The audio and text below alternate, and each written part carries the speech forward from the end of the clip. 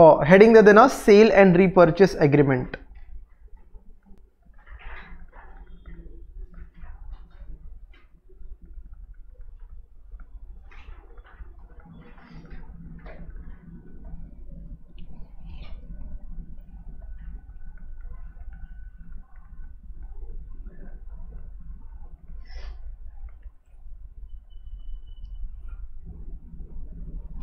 Cell and repurchase agreement. अच्छा समझते हैं इसको।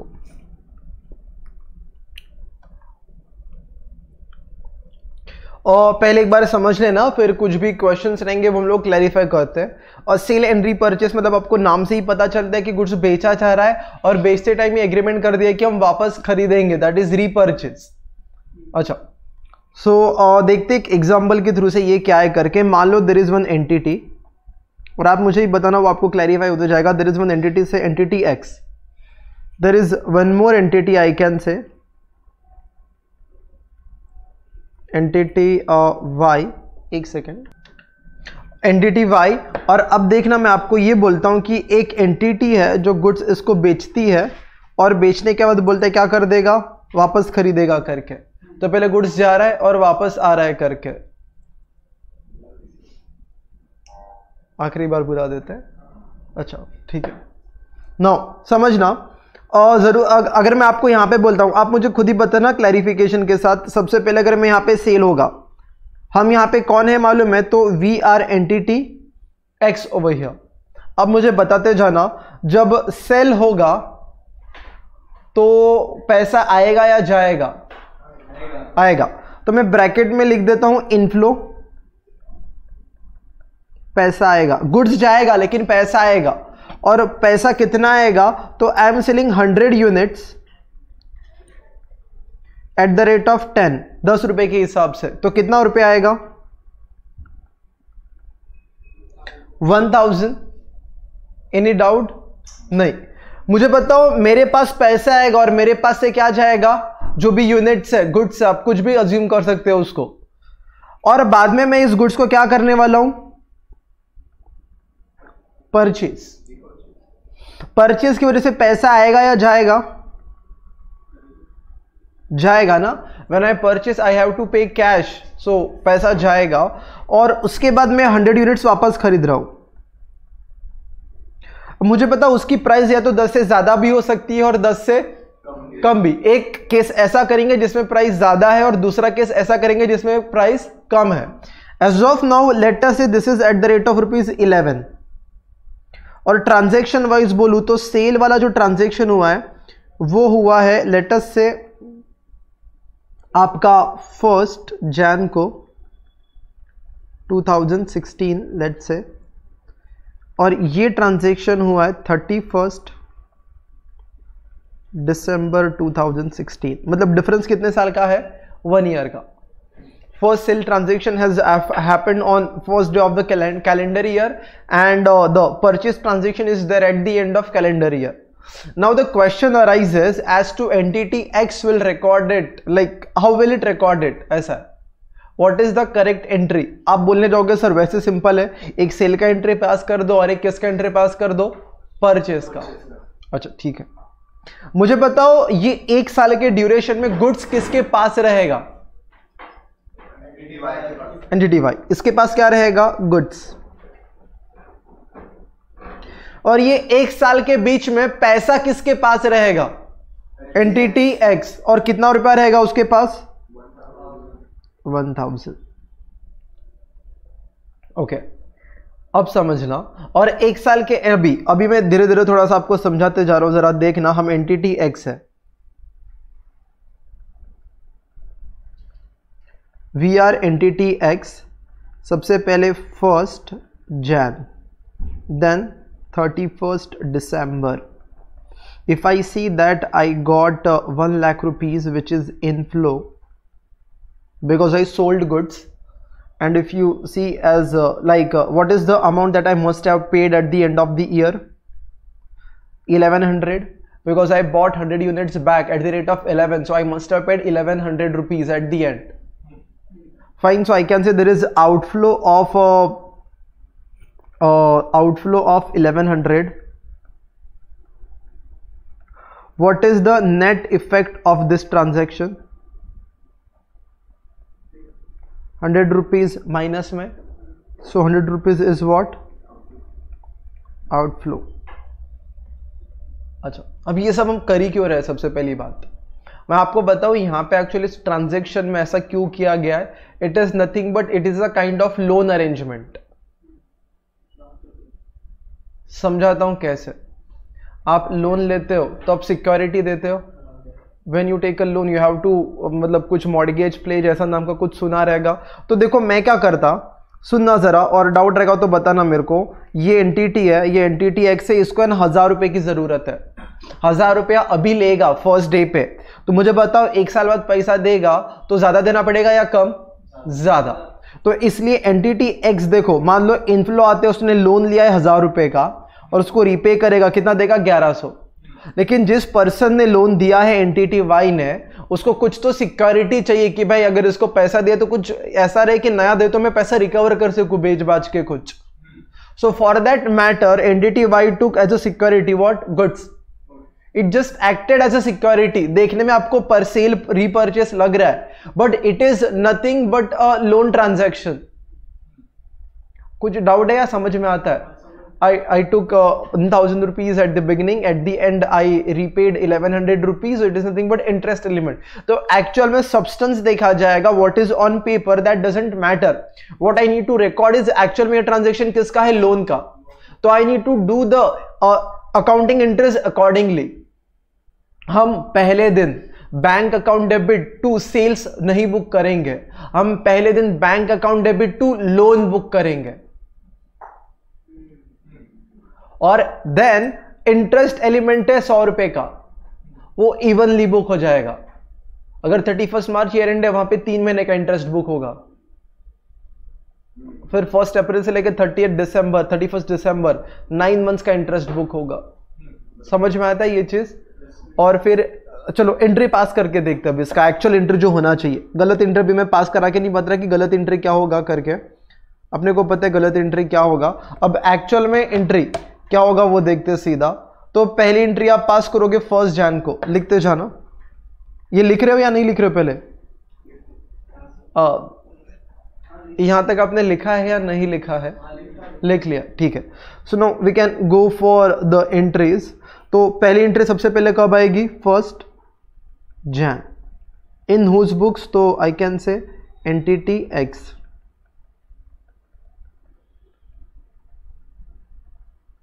फर्स्ट जन 2016 को entity X will say that goods बेचा और पैसा मिला, तो मैं बोल दूंगा बैंक अकाउंट डेबिट 1000। बट आपको याद रखना है टू सेल्स नहीं आएगा बिकॉज एक्चुअल में गुड्स नहीं बेचा, एक तरीके से वो सिक्योरिटी देके लोन लिया है। टू 1000 बीइंग लोन टेकन, वो सब ठीक है। डाउट आता है तो बोलो, मैं और इजी करके समझा सकता है, बट अगर समझता है तो सही है ये चीज। इवन ऐसा मैं एक चीज आपको लीज भी समझाऊंगा, लीज बैक करके। सेल एंड रीपर्चेस होता है, एक होता है सेल एंड लीज बैक, ऐसा कुछ होएगा, लेकिन वो कब समझाया जाएगा? जब लीजिंग वाला आएगा तब। अच्छा, अब 1 जन के बाद अगर मैं आपको बोलता हूं दूसरा एंट्री, मान लो ईयर एंड 31 दिसंबर है, सॉरी 31 मार्च है, तो मुझे बताओ क्या बुक होना चाहिए? इंटरेस्ट अक्रू हुआ रहेगा कितने महीने का? 3 महीने का। तो मुझे पता ना एंट्री क्या आएगा? हाँ, और जो मैं बोल रहा हूं उस पर ध्यान देना। इंटरेस्ट टू क्या हो जाएगा? Loan. Interest is a finance cost which will be transferred to profit और लॉस अकाउंट। कितना अमाउंट आएगा तुम बताओ, नहीं तो मैं अकेले ही लिखते जाऊंगा, ऐसा हो जाएगा।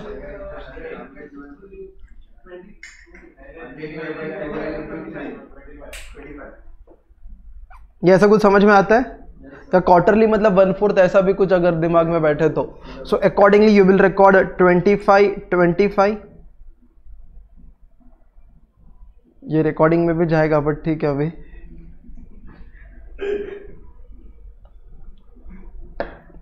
चलो उसके बाद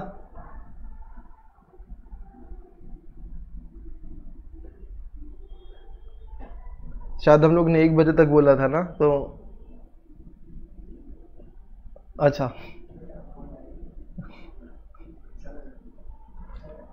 नींद भी नहीं आएगी। 31 दिसंबर को एंट्री, सबसे पहले एंट्री क्या आएगा बताओ? हाँ, interest to loan, do I need to मतलब explain as to how will you get 75? नहीं ना, बट स्टिल चलो मैं लिख देता हूँ 100 में से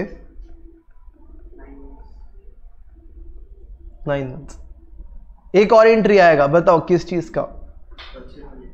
परचेस, मतलब रीपेमेंट एक तरीके से। धीरे धीरे आवाज तो बढ़ते ही जा रहा है।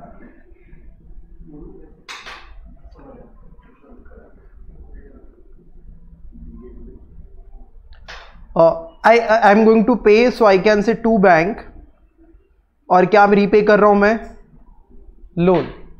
और लोन कितने का? और वो देख भी सकते हो लोन का, वो अगर आप बैलेंस देखोगे तो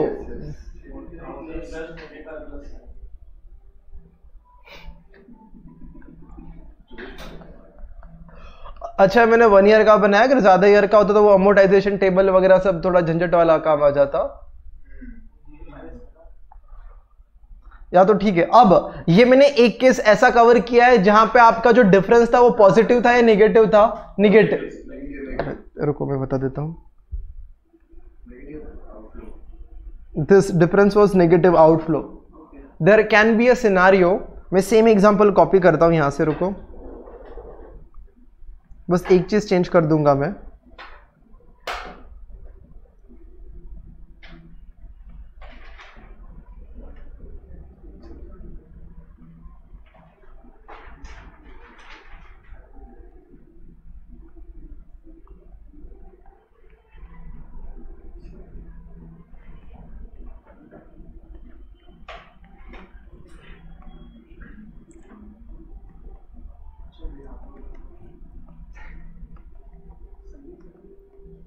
एक सेकंड। अब हम देखेंगे सेल एंड रीपरचेस में, यहां पे कंपलसरी था रीपरचेस करना। हाँ, ऐसा भी हो सकता है सामने वाले को गुड्स बेचा और बोला तेरी इच्छा रहेगी तो बेचना, मतलब उसको एक पुट ऑप्शन दिया।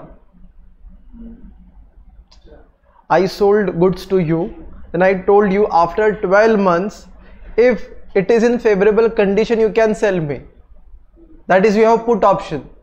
या तो तुम मेरे को बेचोगे या तो मार्केट प्राइस आते तो मार्केट में बेचोगे। और there can be a sale agreement and call option. मैंने आपको बेचा और फिर मेरे पास ऑप्शन है, मैं वापस खरीद भी सकता हूं या तो नहीं भी खरीद सकता। क्लियर है? तो इस केस में क्या होगा ये देखेंगे। तो जरा लिखना,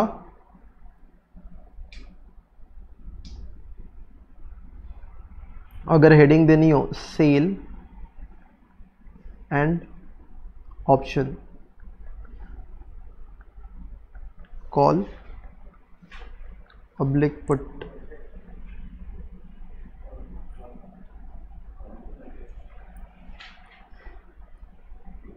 तो इस केस में देखना क्या होगा, कॉल मतलब आपको पता है राइट टू बाय, और पुट मतलब राइट टू सेल करके।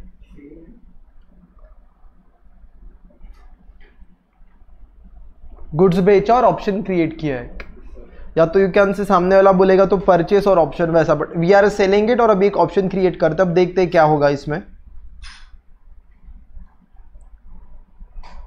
मान लो यहां पे एक एंटिटी है x और यहां पे एक एंटिटी है y, और यहां पे गुड्स बेचा जा रहा है,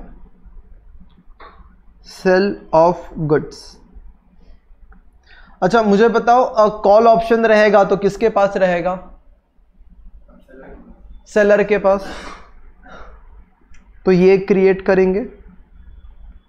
उसके बाद एक चीज रहेगा, अगर पुट ऑप्शन रहेगा तो क्या होगा? कॉल ऑप्शन रहेगा तो now you have to estimate at the future date only, कि inception only you need to decide whether ये क्या मतलब होने वाला है या नहीं होने वाला। आगे जाके कुछ भी हो सकता है, लेकिन ऑन वेरी फर्स्ट डे आप देखोगे कि ये एक्सरसाइजेबल है या नहीं है। अगर मैं बोलता हूं कुछ सिग्निफिकेंट इकोनॉमिक बेनिफिट है मुझे, मतलब मैंने गुड्स बेचा सामने वाले को, और जो भी एक नॉर्मल मार्केट प्राइस रहेगी 12 महीने बाद, मैंने उसे सिग्निफिकेंटली कम प्राइस पे प्राइस रखी है एक्सरसाइज वाली। मतलब कोई गुड्स 1000 का बेचा है, फिर कोई मशीनरी दी सामने वाले को, समझता ही है। और उसके बाद एक सिग्निफिकेंट कम वैल्यू पे मैंने बोला कि मैं खरीदने का ऑप्शन रखता हूं, मतलब चांसेस ज्यादा है कि वो खरीदा ही जाएगा। और वैसे भी आपको जब भी क्वेश्चन दिया रहेगा मैं ये भी बताऊंगा एक्सरसाइज होगा या नहीं होगा, जनरली क्या होगा, ये होने वाला ही रहेगा। If question is silent and option is there, we have to assume that management is going to exercise that, because अगर वो एक्सरसाइज नहीं करने वाला ये है तो दो अलग अलग ट्रांजेक्शन है। मैं बोलता हूं मैंने गुड्स बेचा है और मेरे पास ऑप्शन है और मैं एक्सरसाइज ही नहीं करने वाला, तो it is a normal sale. Goods बेचा, कभी खरीदने ही नहीं वाला। तो अगर ऑप्शन एक्सरसाइजेबल रहेगा तभी तो आएगा सेल एंड रीपर्चेस। मैंने समझ लो को गुड्स बेचा और आपके पास कौन सा ऑप्शन है, पुट। आप एक्सरसाइज करने ही नहीं वाले, तो कोई बात आएगी क्या? गुड्स सेल कर दिया, बात खत्म। लेकिन आपको गुड्स बेचा है और चांसेस बहुत ज्यादा है, हो कुछ भी सकता है, उसकी अकाउंटिंग एंट्री देखेंगे, लेकिन चांसेस ज्यादा है कि आप क्या करने वाले हो, मुझे वापस देने वाले हो, तब आएगा ये सेल एंड रीपर्चेस। मतलब ये एक्सरसाइजेबल होगा तो वही बेटर होगा ना, तभी वो क्वेश्चन अपने को टेस्ट कर रहा है करके। नॉट एक्सरसाइजेबल मतलब खाली क्वेश्चन में ऐसा आया कि company X has sold the goods and it has a call option, what we need to assume whether they will exercise or they will not exercise, or X Limited it will exercise, it won't exercise, it will exercise, because if it won't then तो बात ही नहीं आती, बोलोगे एक ही entry आ जाएगी, बात खत्म cell की। तो कॉल ऑप्शन है, तो इंसेप्शन पे हम देखेंगे। इंसेप्शन का मतलब एकदम स्टार्टिंग का होता है, तो स्टार्टिंग पे हम देखेंगे एक्सरसाइजेबल है कि नहीं है।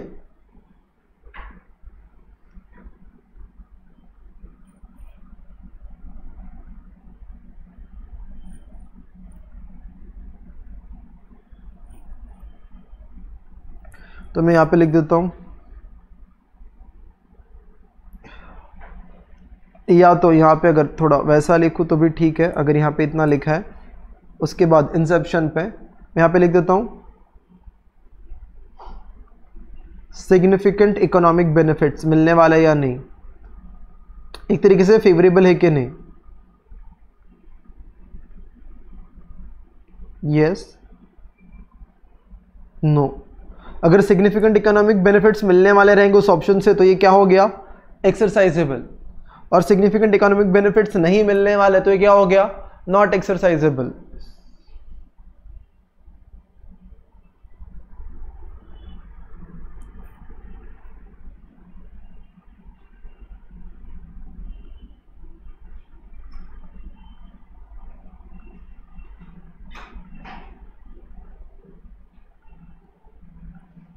तो उस केस में क्या होगा, अगर नॉट एक्सरसाइजेबल है तो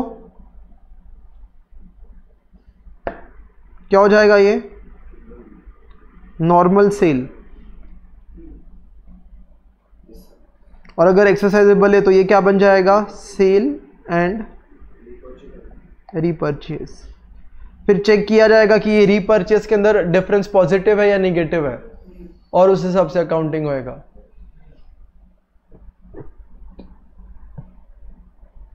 क्लियर है? सेम चीज अगर मैं लिखा हूं तो पुट के लिए भी होगा, एकदम ditto copy paste. If question is silent then option is exercisable. If question is silent तो ये रहेगा,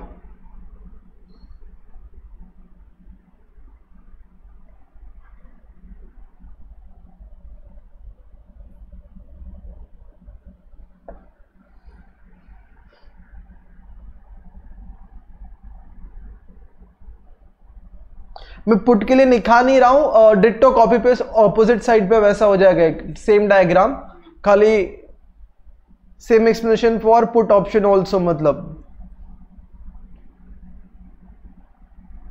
यहां पे बस लिख देता हूं,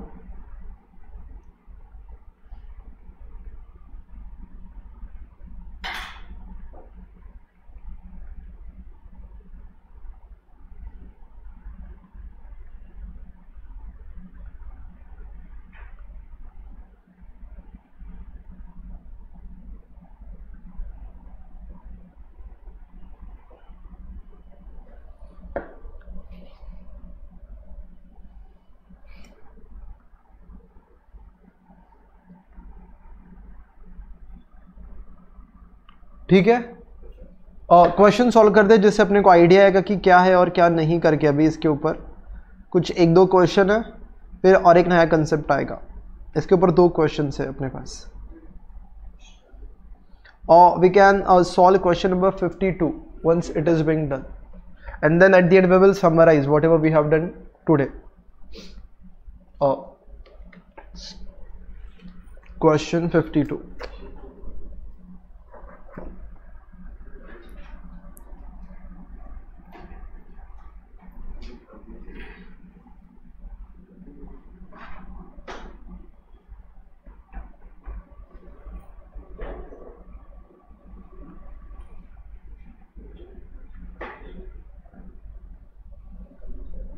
क्या हुआ? हाँ,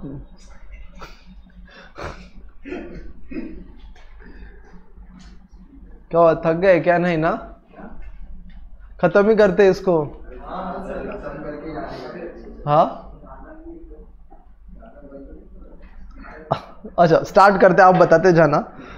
आपको बस बताना और एंट्री अपने को फटाफट पास करनी है। देखना, an entity enters into a contract with customer for sale of intangible asset, sorry tangible asset on 1 Jan। तो मैं लिख देता हूं एंटिटी फटाफट। पहले क्वेश्चन का समरी, एंटिटी, अच्छा customer, and we are going to sell goods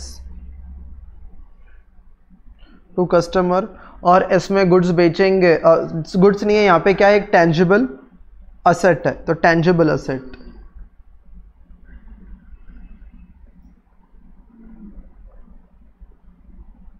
sale हो रहा है। कितने रुपए में सेल हो रहा है बोलोगे तुम?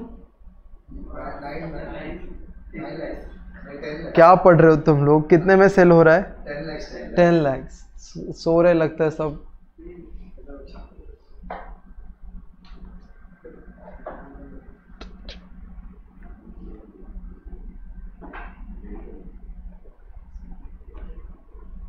First Jan 2011 we are selling the asset for the value of 10 lakh rupees.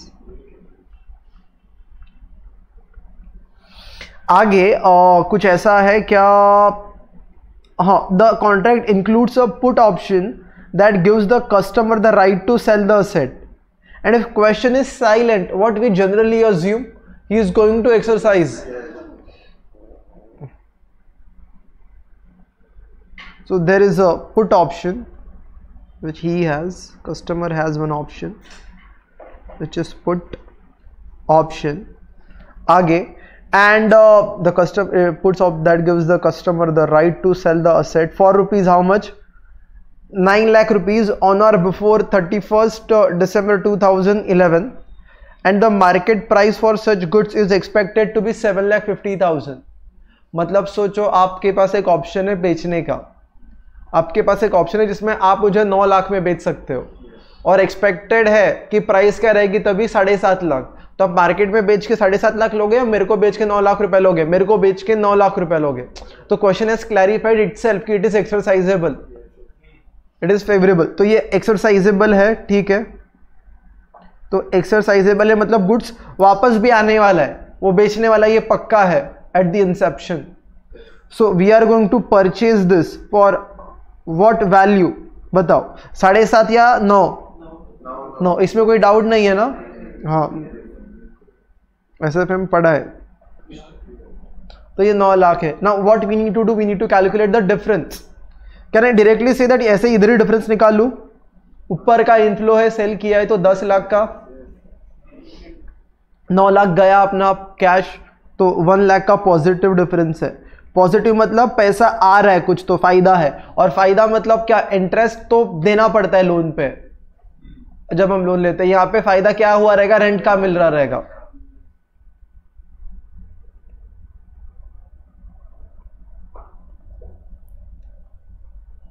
Option exercisable है। The reason market price is lower, जो हम सोच रहे हैं उस असेट का कंपैरेटिवली। अच्छा, so now accordingly what is the entry that you will pass on very first Jan?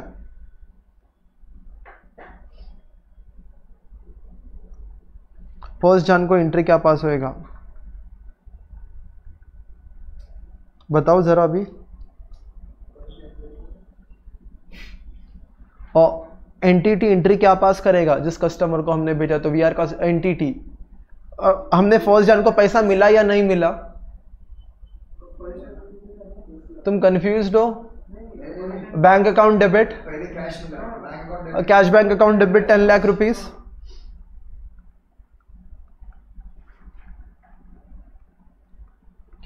और ये पैसा मिलने के बाद क्या लोन क्रिएट किया है क्या? नहीं, लीज पे दिया है एसेट। और लीज फायदा कितने का है? लीज रेंटल का 1 लाख का रेवेन्यू, और ये अनअर्न्ड है, तो मतलब 9 लाख रुपया जो एक्स्ट्रा लिया वो किसका? Security deposit.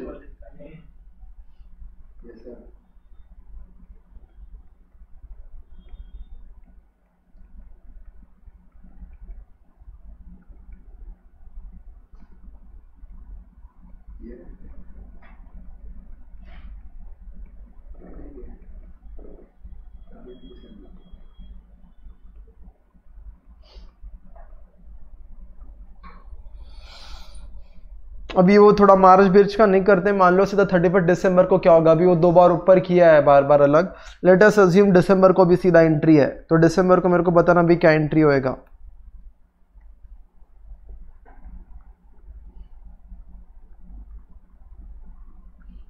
What is the entry that you will pass? First of all unearned वाला अर्न्ड हो जाएगा,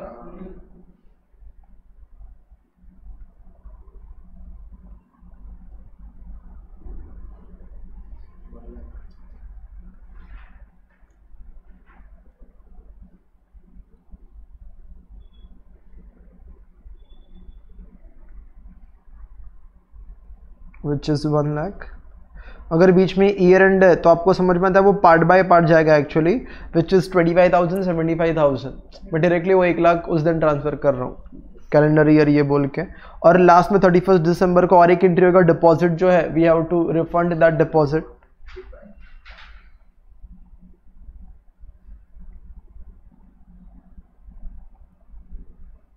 security deposit to bank, oh that is 9 lakh rupees।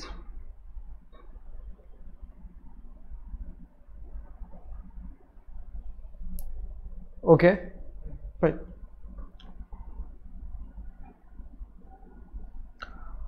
और मान लो ये तो कब होगा ये वाला?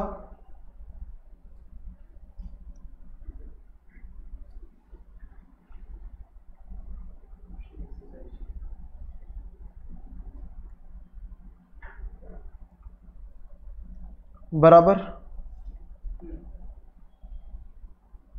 ऑप्शन एक्सरसाइज नहीं हुआ तो क्या 9 लाख रुपया देना पड़ेगा?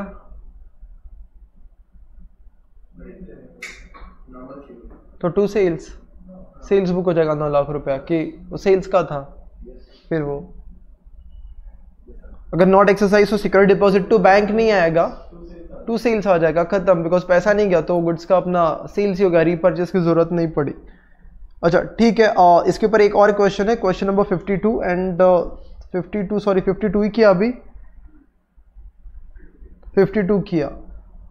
अच्छा बस अभी एक और है 51 है इसके ऊपर। 51 किसके ऊपर था? बोल में अकाउंटेड एज ए लीज था, लीज अकाउंटिंग। अब आएगा कौन सा जो बचा है? लोन वाला। वैसे बोलना नहीं चाहिए था बट अभी ठीक है।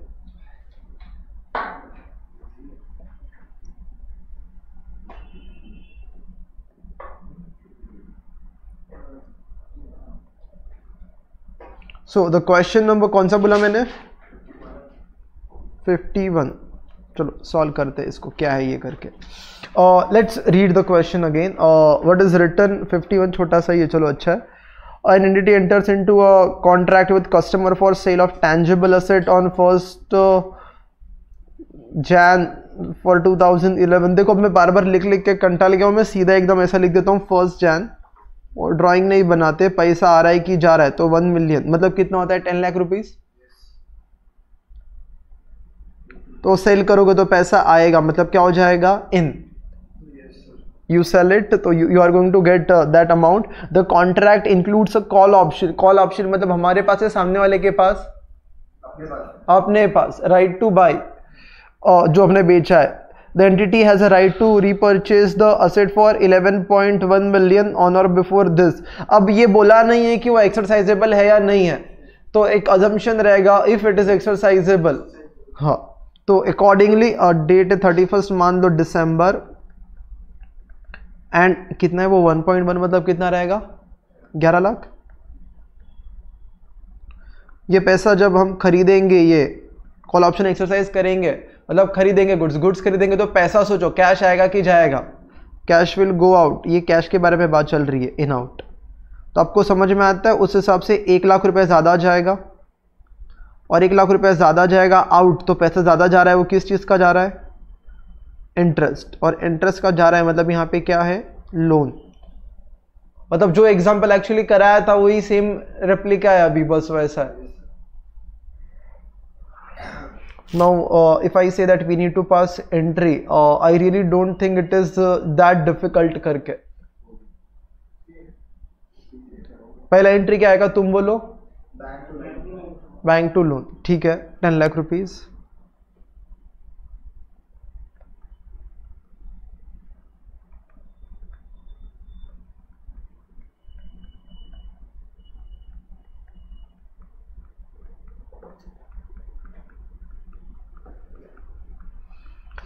Then because it is a loan we need to pay interest also, तो it will get accrued। मैं सीधा 31 दिसंबर पे आता हूँ अभी, interest to loan.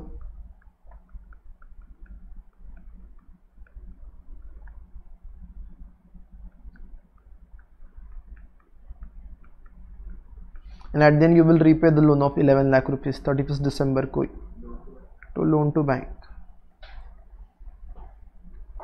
So it doesn't matter how transaction appears on paper, what we see is the reality के actual में behind the curtain, या फिर वो पेपर के इसमें पीछे क्या हो रहा है actual transaction।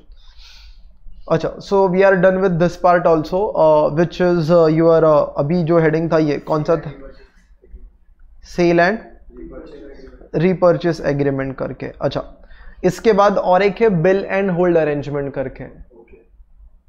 Bill and hold का मतलब होता है कि सामने वाले को हम लोग ने बिल कर दिया गुड्स, बट सामने वाला रिक्वेस्ट कर रहा है कि अभी नहीं चाहिए 2 साल के बाद दे, तो मुझसे वेयर हाउसिंग चार्जेस भी एक्चुअल में ऐड करेंगे। तो वो 2 बिल, मतलब बिल भले ही एक ही दिख रहा है 10 लाख का, लेकिन रिकॉर्ड करते टाइम 2 अलग पीओ बन जाएंगे। समझा क्या, गुड्स बेचा वो आज के आज बुक हो जाएगा, और वेयर हाउसिंग 2 साल तक करना है तो over a period of time जाएगा। कुछ थोड़ा थोड़ा समझा, तो अभी करना है या बाद में करना है, करते हाँ, चलो। अच्छा, लिखना bill and hold arrangements.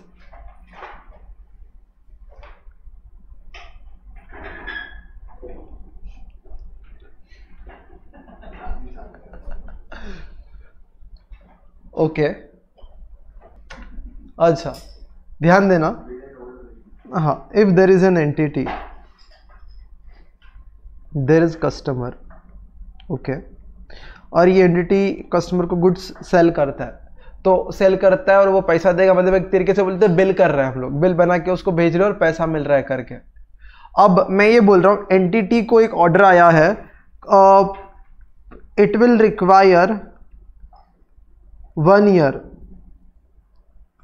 To construct और टू बिल्ड दैट प्रोडक्ट। कितना साल लगेगा, 1 साल। It can be 5 months 6 months, मैंने इजी करने के लिए 1 साल लिखा है कि भाई उस प्रोडक्ट को 1 साल लगेगा बनने के लिए, ठीक है। यहाँ पे वो मशीन या फिर जो भी एक छोटा सा एक पार्ट है मान लो वो बन जाएगा, बट कस्टमर आता है और अपने को रिक्वेस्ट करता है। कस्टमर किसको रिक्वेस्ट कर रहा है, अपने को, मतलब एंटिटी को, कि आप प्रोडक्ट जो है ना 1 year यहाँ पे हो गया, अभी मशीन आपने बना दी है, बट मुझे अभी ज़रूरत नहीं है उस मशीन की। या तो मान लो वो मशीन लेके गया और स्पेयर पार्ट्स भी है कुछ, वो बोला कि इसकी ज़रूरत नहीं है, ऐसा भी हो सकता है। मैं अभी मशीन की बात कर रहा हूँ, वो बोलता है मशीन की अभी मुझे ज़रूरत नहीं है और मेरे पास इतनी जगह भी नहीं है कि मैं रख सकूँ। तो कस्टमर ने रिक्वेस्ट किया, बोला 2 years तक और आप रखो, मेरे को 3rd year के एंड में दो।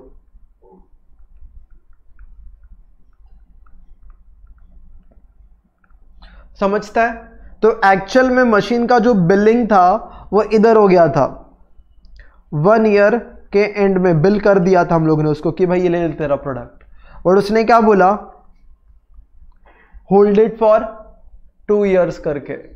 And then make the delivery. अब मैं आपसे एक नॉर्मल क्वेश्चन पूछता हूं, जो भी बिल बनाया रहेगा ना, let us assume it is total 1,20,000।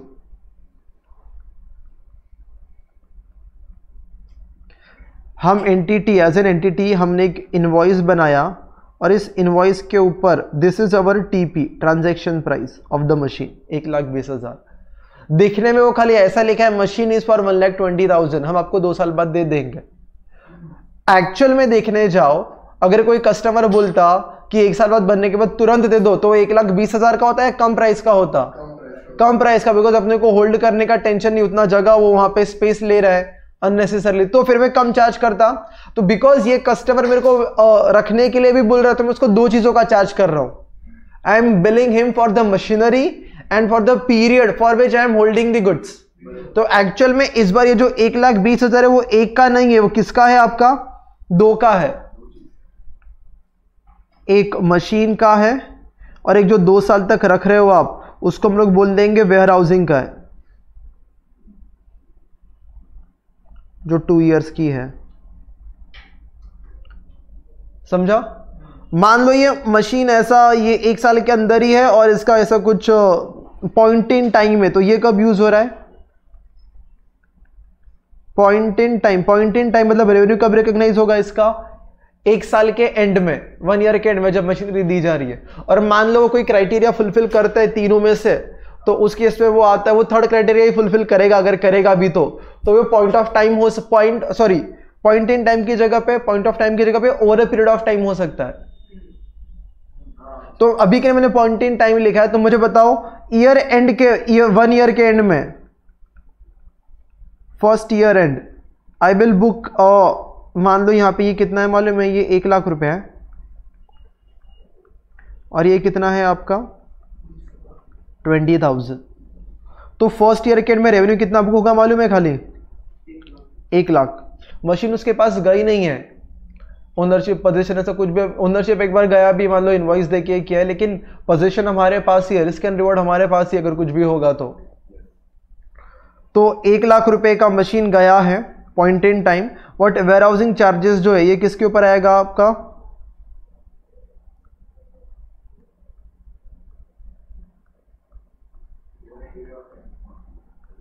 Simultaneous consumption, कि मैंने 4 महीने बाद बोला किधर और रख, तो वो आगे वो कंटिन्यू करा सकता है किसी और से over a period of time. तो देखो एक ही बिल के अंदर 2 है, एक बिलिंग के लिए चार्ज किया गया है प्रोडक्ट के, और एक होल्डिंग के लिए चार्ज किया गया है। जो बिल मशीन के लिए it can be point of time और over a period of time depend करता है, लेकिन वो जो वेयर हाउसिंग वाला है वो पक्का हमेशा क्या रहेगा? Over a period of time रहेगा।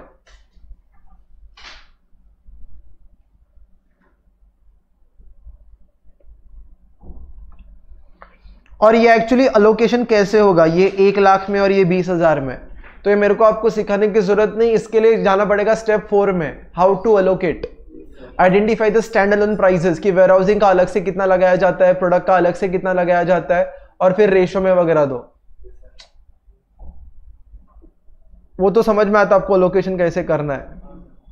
तो मैं सीधा इसलिए वो 1,00,000 और 20,000 बोल दिया, वो कैसे करना है उसके लिए स्टेप 4 में पूरा गाइडेंस दिया गया है। अच्छा, now let us solve one question which is there, there is only one question based on this concept, question 53। थोड़ा नहीं, थोड़ा ज़्यादा लेंदी है, देखने में खाली वो लेंदी है, एकदम इजी है। तो मैं पढ़ता हूँ, समझते हैं क्या है करके।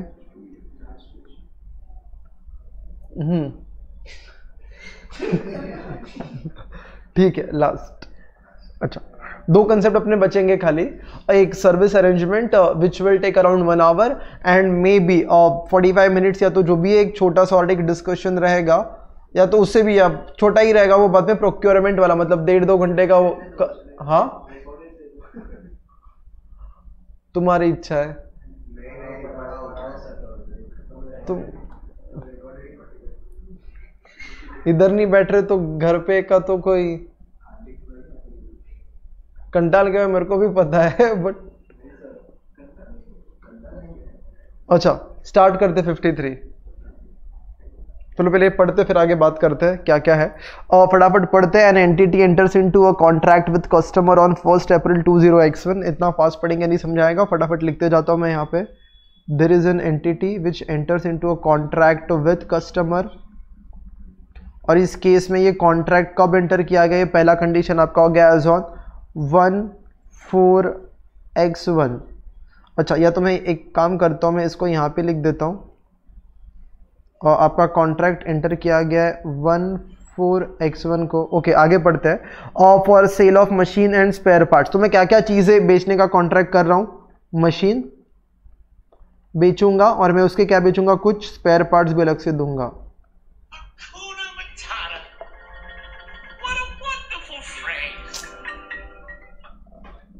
अच्छा देखो यहाँ पे क्या लिखा है, upon the machine lead time. अच्छा, लीड टाइम समझ में आता है, कभी पढ़ा रहेगा। अच्छा क्या बताया था उसके अंदर, आने तक का टाइम। जैसे हम अगर नीचे जाके अगर ऑर्डर करते हैं तो खड़े रहने के बाद तुरंत नहीं मिलता, it may take 10 to 15 minutes, so that is a lead time, time gap between placing the order and receiving the delivery.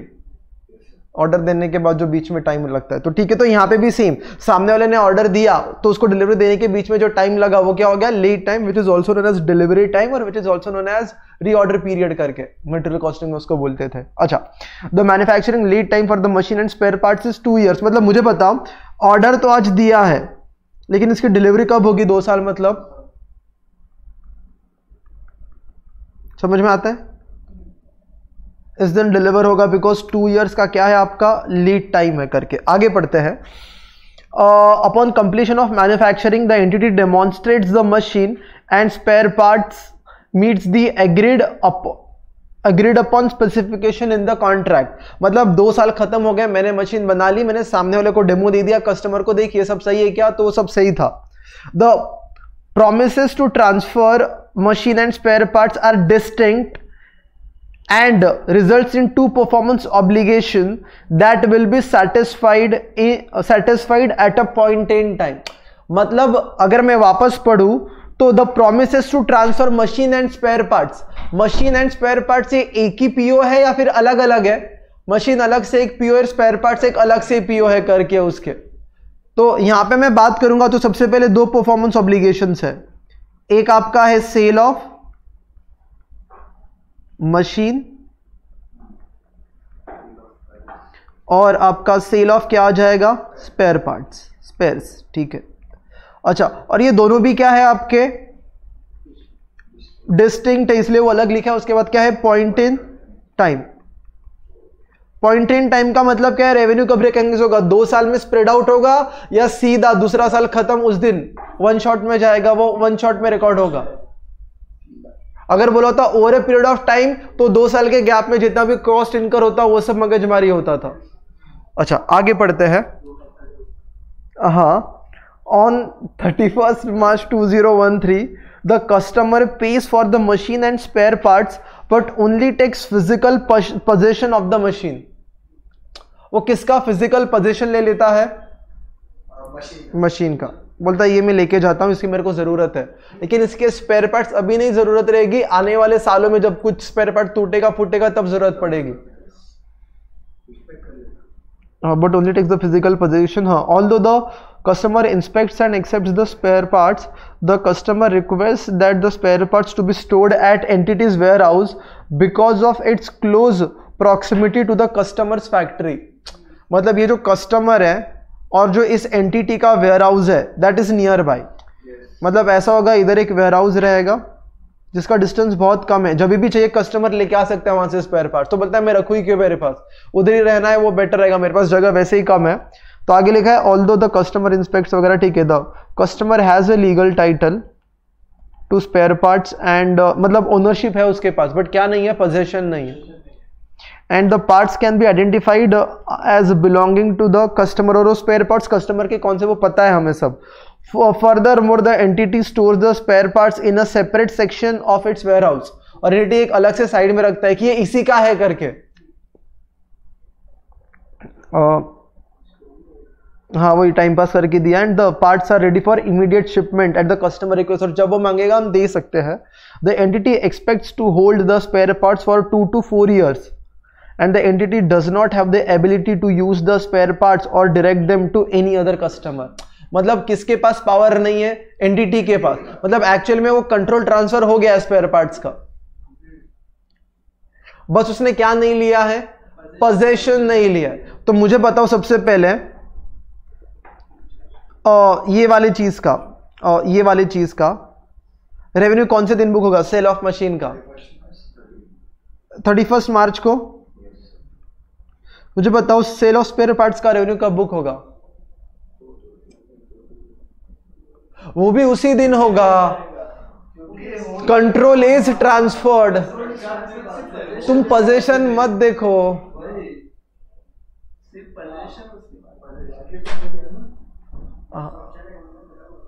नहीं डाउट है इसमें या क्लियर है? Because control is transferred even though he is not using those product, लेकिन right to restrict the use है, किसी को use करने भी नहीं दे सकता हम। एंटिटी जो है वो कस्टमर के लिए वो रखा गया है। तो खाली ऐसा घुमा फिरा के जानबूझ के दिया। ये भी 31 मार्च को जाएगा, पॉइंट इन टाइम। और आगे how will the company recognise the revenue for sale of machine and spare parts? तो it is recorded at point in time, that is as on date of 31 March X3। Is there any other performance obligation attached to the sale of goods? Yes. और क्या performance obligation है? That is warehousing, because मैं 2 साल तक रखूंगा। और where housing आपका है तो कौन सा है ये? Over a period of time. अच्छा, over a period of time में भी कहां से कहां तक है वो? 31 मार्च 30 से लेके डिपेंड करता है, it can B 2 to 4 years। तो जो हाँ मतलब उस दिन से लेके आने वाले 2 या 4 साल, एग्जैक्टली नहीं बोला है। तो अकॉर्डिंगली वो रेवेन्यू बुक होगा। और उन्होंने हम लोग को आगे जजमेंट भी नहीं दिया कि कंपनी क्या सोचता है, कहां तक एग्जैक्ट रहेगा, रेंज दी है खाली। और हमको उन्होंने ये भी नहीं बोला कि calculate the transaction price and anything else, कि कब रेवेन्यू रिकॉग्नाइज होगा। उन्होंने बस ये बोला है कि आप हमें बताओ रेवेन्यू किस मैनर में होगा। तो पहले 2 के लिए पॉइंट इन टाइम, और थर्ड वाला एक एक्स्ट्रा अटैच्ड है उसके लिए over a period of time. तो ये अगर मैं बोलूं तो ये 2 to 4 years।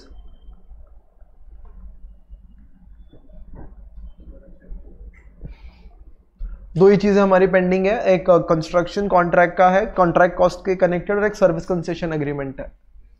So we are done for